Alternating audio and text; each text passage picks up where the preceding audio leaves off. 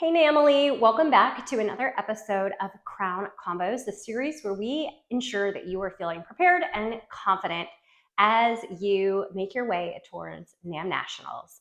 My name is MT Duval, and today's episode is going to talk a little bit about something that gets asked quite a bit.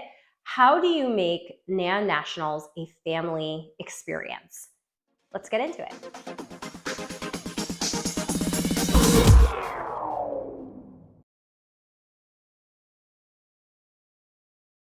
So we recognize that there are lots of different ways that support systems show up when it comes to NAM Nationals.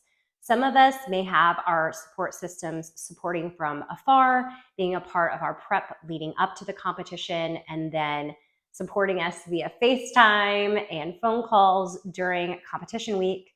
In some cases, we have family members who are coming out to support you during certain times of the week.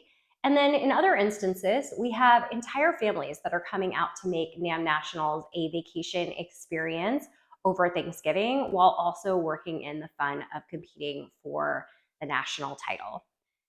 As somebody who has done it pretty much every single way, I know that no matter how your support system is showing up for you, it's important to ensure that they are feeling prepared as well.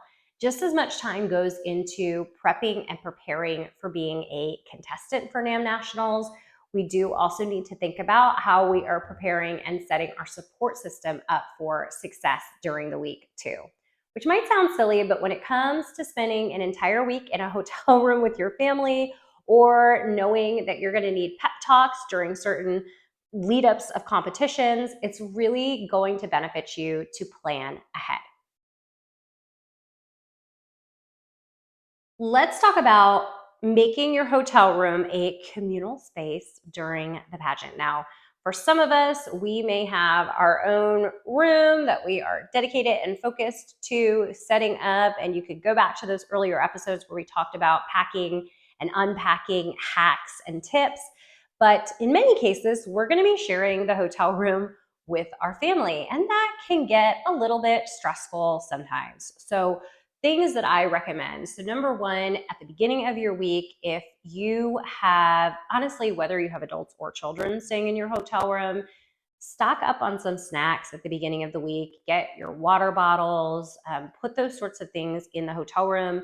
There are shopping services nearby that you can either have delivered to the hotel, or that if you have a car or you want to take an Uber, you can go and pick up. It's worth it to make that initial investment at the beginning of the week, and that way you have what you need. It will also be less expensive if you just purchase some things in bulk that you know that you or your family members are going to need to fight off any snack cravings or thirst during the week. Just have that on hand and ready to go. The other thing is, I would ensure, and we talked a little bit of this in the packing episode, but making sure that you have a copy of the schedule. Something that I like to do, and that I recently did when my daughter was competing, is I took the schedule, which there's a lot on that schedule, and it's fine for me as mom to take it and digest it. But I found that if I hand it over to dad or to grandma and I don't do a great job of explaining how to read the schedule, I might have them turning up at places and at events that I didn't really intend them to. So what I like to do is I like to take my daughter's schedule and create a secondary schedule that's specifically for like her dad or her grandma, that just has on the events that they need to be there for. And usually on that too, I put an arrival time, because we know that we start on time at National American Miss. So I'm going to tell them to show up 15 minutes early so they can get a seat, so they can get situated. And then the other piece is wardrobe. So what to wear. For most of nationals, the wardrobe is going to be pretty casual. There's some events where people will dress up more. Our Thanksgiving banquet is black tie. Finales, generally, people will get a little bit more dressed up. Sometimes people dress up a little bit more for formal wear if they want to grab some family pictures afterwards. So just helping your family members be set up for success by telling them where to be and what to wear is a huge help. The other thing is, I would like, if I can, to give the people that are attending some kind of orientation to the space. On the final version of the schedules, we will include a map of the HRO, and there will be a walkthrough episode of the HRO coming up soon. So you can share that with your family members too, so they can get a sense of the lay of the land. But also, if you have some time before the week starts, it's good to walk the space with whoever is attending, just so they feel comfortable with where to find the different events, what the different ballrooms are called, and all of that. It is a really big space at the Hyatt, so taking that time at the beginning of the week just ensures that things go more smoothly and that it's not stressful. Planning for downtime is a really big thing because while the contestants may have a very busy schedule, the schedule is not going to be nearly as busy for those who are coming out to support. So it's a good idea to think about what sort of activities, especially if you have younger kiddos, siblings that are attending, honestly, even older siblings attending, what are they going to be doing during the day? There are a lot of great amenities on site at the Hyatt Regency. There are tennis courts. There's an awesome pool. There's a secondary lap pool. You are in walking distance of a little restaurant, alcove, which is maybe like a 10-ish minute walk down the road. If you want to walk even further, you could walk to Icon Park.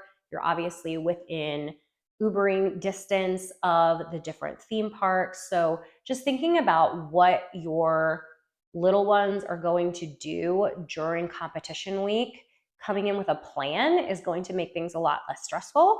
I know that we have some mamas who are competing and maybe your kiddos are coming with you. Maybe your husband or significant other is coming to support you. I'm actually going to have a special guest a little bit later. I'm going to have my husband talk a little bit about his experience as a pageant parent from the perspective of working with both my daughter, but also supporting me as a competitor. So stay tuned for that. And then we'll also hear some tips from our fabulous National American Miss Elite Mr.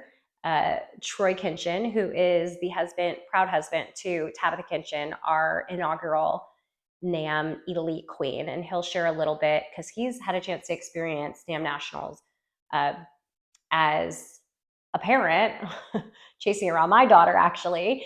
And he obviously has also been a supporter of his wife in her pageant prep. So we'll get to talk a little bit about that later on. But above and beyond everything else, have a plan.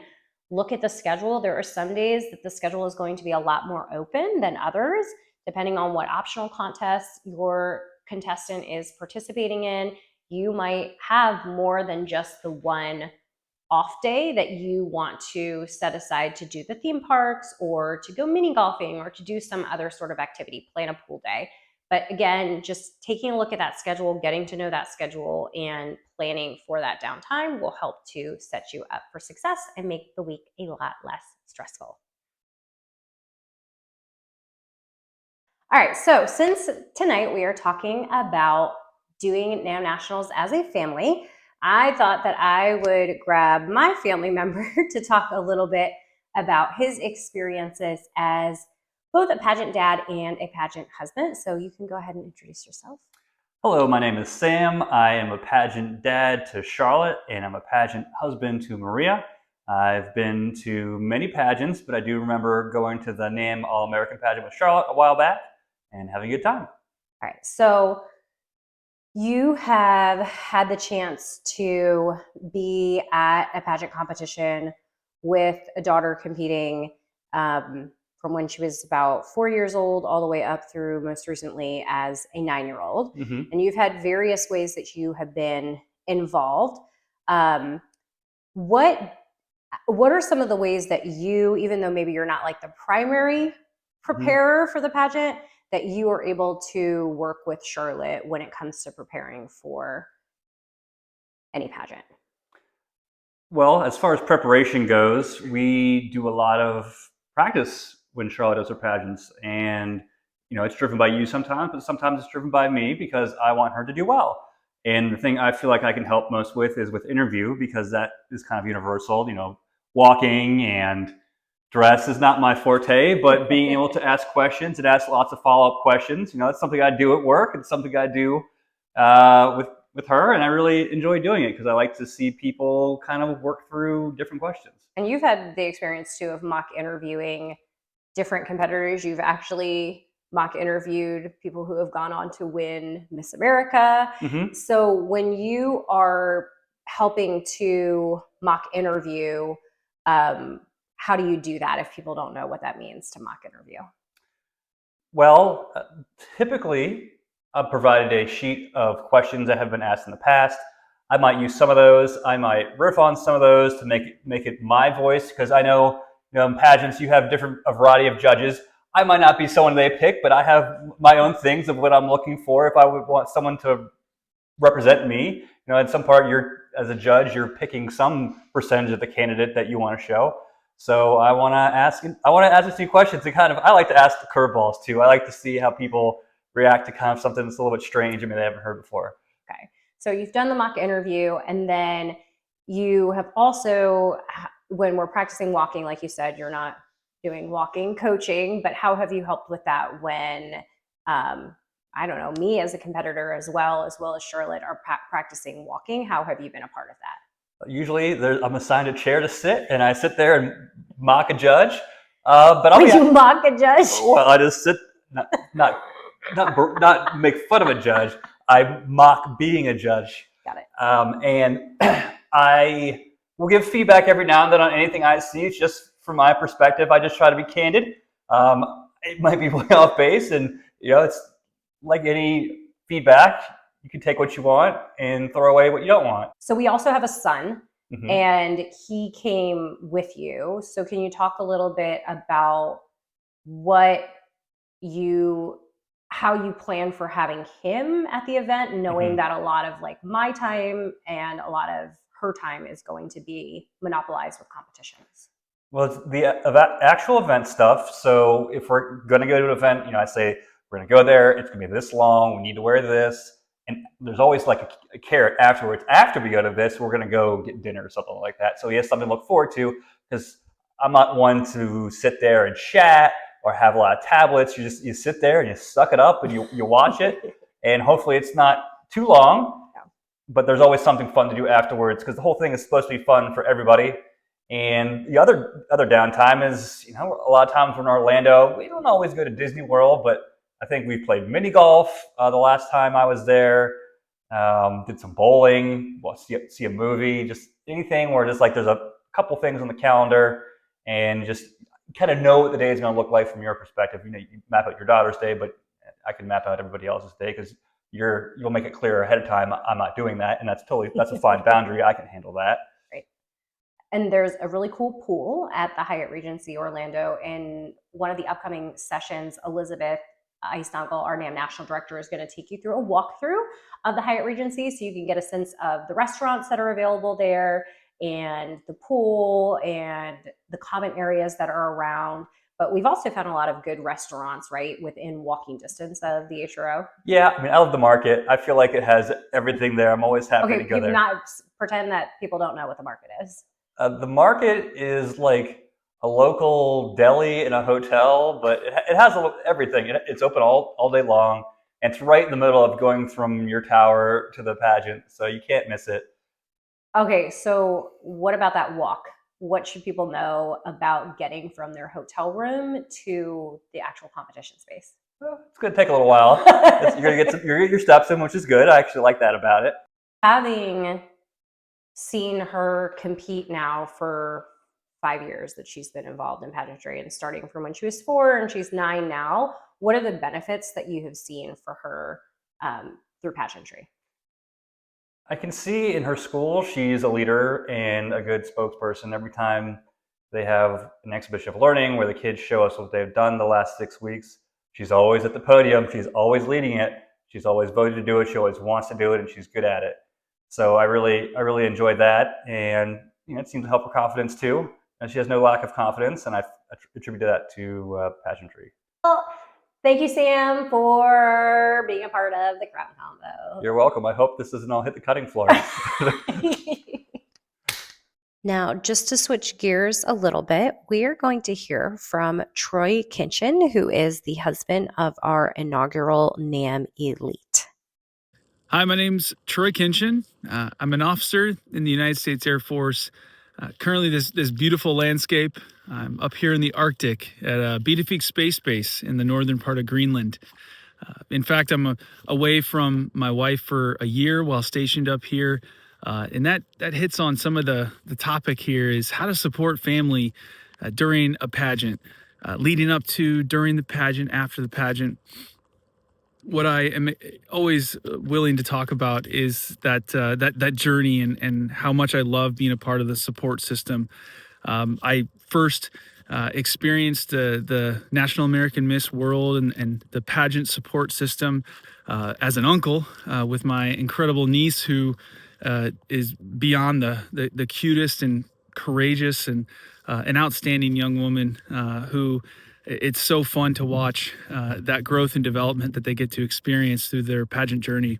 Later experienced it with my own wife, who saw fit to join herself and really step out of her comfort zone and find ways to improve herself and all the different skill sets that she gains through that pageant experience.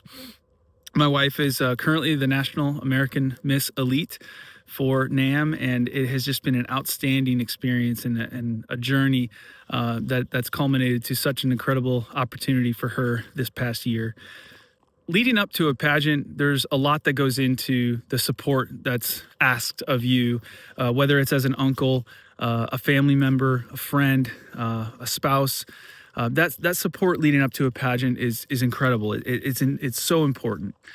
You want to give them the time, the space, help them with the energy, and take off some of the load of some of the things around the house as they're focused on that experience. The competition part of it, so it requires training, requires practice, it requires a lot of commitment.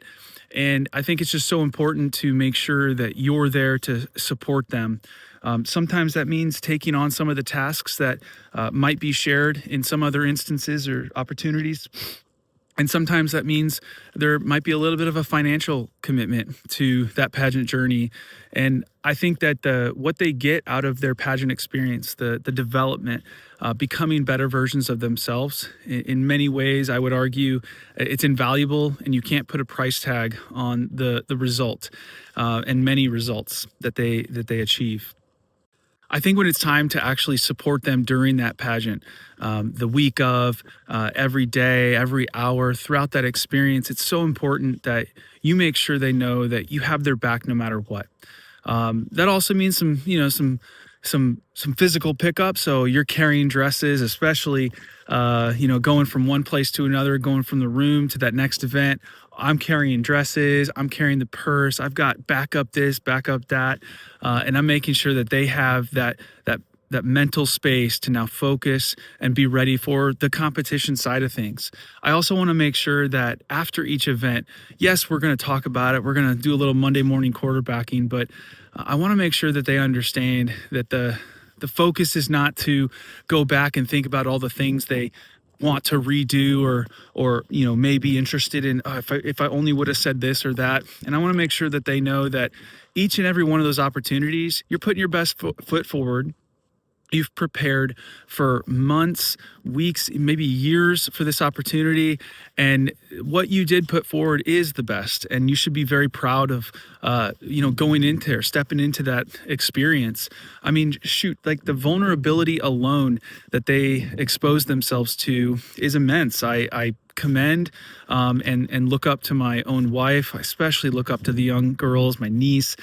It's just so admirable what the pageant journey opens these young women and girls up to and what they get out of that experience.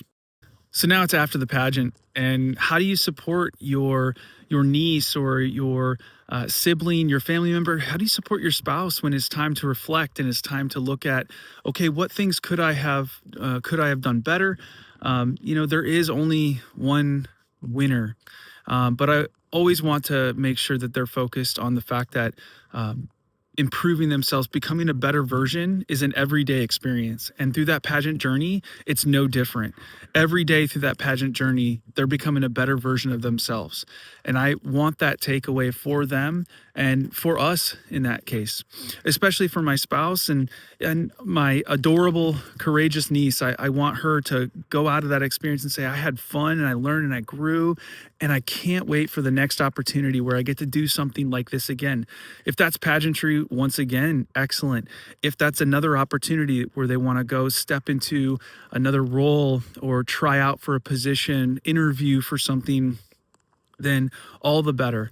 I think the most important part about after a pageant is not reflecting on perceived failures, but ensuring that you see that the entirety of the experience will holistically make you better, and focus on those values and those growth opportunities as they translate into so many more aspects of life. So another opportunity I've had the pleasure of experiencing is as a pageant judge. I've had truly the honor of sitting at the table and looking upon an amazing group of young girls, young women, and human beings and individuals who are clearly stepping out of their comfort zone, going and doing something bold, brave, and improving themselves in every way, shape, and form. And I think as a pageant judge, where in a way that's a support network on its own, the authenticity I'm looking for, it's a version of that person who is uh, proud to be who they are. For me personally, I think that's one of the most important attributes I'm looking for. In the support side of things, I'm also looking for that in my niece. I'm looking to support that for my own spouse. I'm saying, hey, I just want to see the authentic you. And that's what they want to see as well. As a judge, that's what I wanted to see. And I think it's so important that as we navigate life, more often than not, in my personal experience, the authentic versions of ourselves are the ones who are most rewarded with true connection, friendship, and an appreciation for the side of life that's just sometimes difficult. And pageantry is difficult. All these individuals, all these amazing women stepping out of their comfort zone and trying to improve themselves, that is not easy. And I think when you can pull the authentic version of yourself, still always improving every day, absolutely, I think that's such a unique and admirable quality to see. Thank you, Troy, for taking time to share some of your wisdom, and big shout outs to Tabby for being an incredible inaugural queen for us and representative of the elite division. Let's talk a little bit about audience etiquette.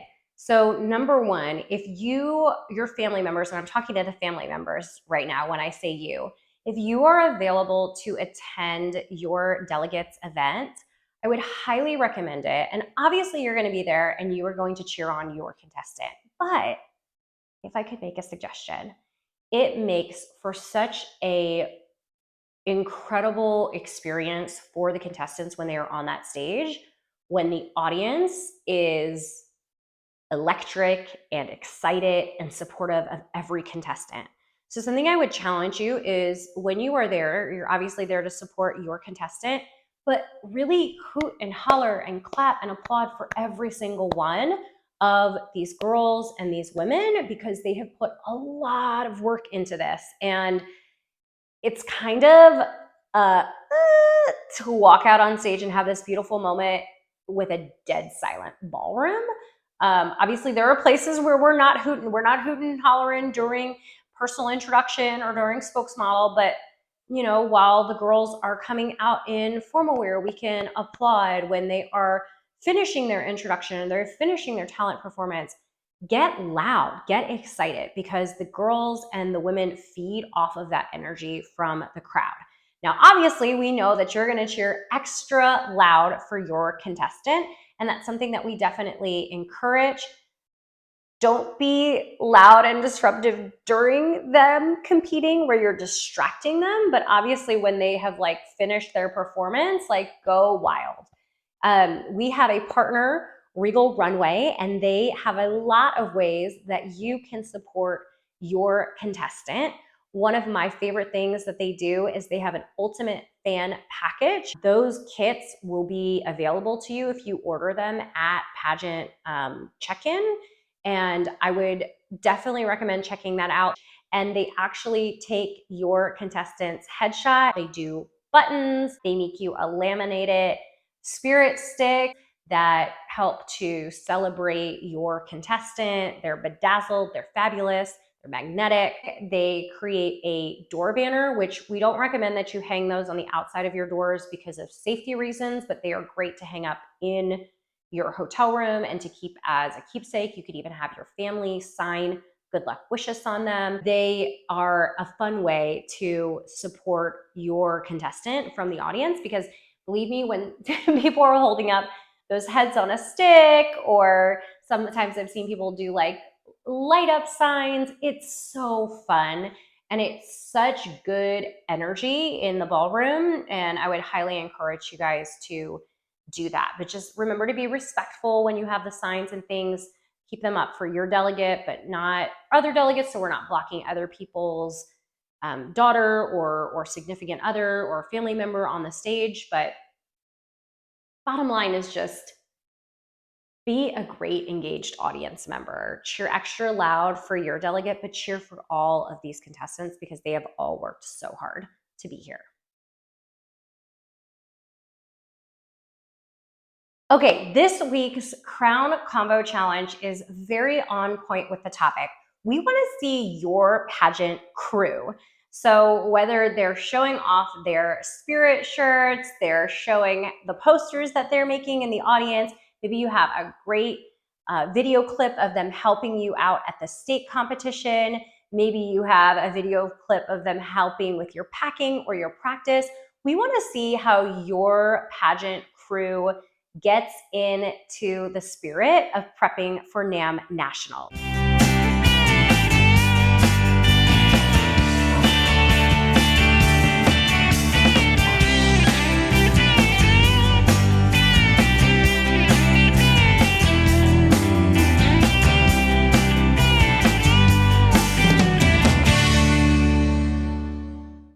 You're going to upload that picture or video using the form below.